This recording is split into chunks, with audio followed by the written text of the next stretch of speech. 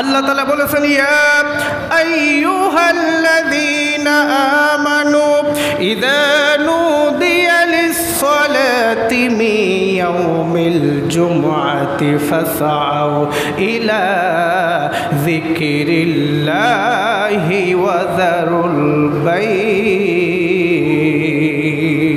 আল্লাহু আকবার। আল্লাহ রাব্বুল আলামিন বলেন, হে দুনিয়ার ঈমানদারেরা, যখন জুমার নামাজের আজান হয়ে যাবে তখন তোমাদের ব্যবসা বাণিজ্য সব কাজকর্ম আমি আল্লাহ হারাম করে দিয়েছি। আল্লাহু আকবার বলেন। দুনিয়ার সব কাজকর্ম, ব্যবসা বাণিজ্য সব কিছুই হারাম। সৌদি আরবে এখনো নামাজের যখন আজান হয়ে যায়, কোনো দোকানদার দোকান চালু রাখলে তার অবস্থা খারাপ। কথা বলেন ঠিক কিনা?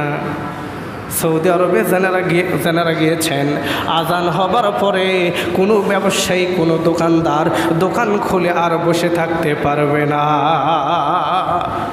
এই জন্য আল্লাহ রসুল বলেছেন, জামাতে যারা ইচ্ছাকৃতভাবে যাবে না, যারা ইচ্ছাকৃতভাবে জামাতে উপস্থিত হবে না, বাড়িতে এদের নামাজ হবে না।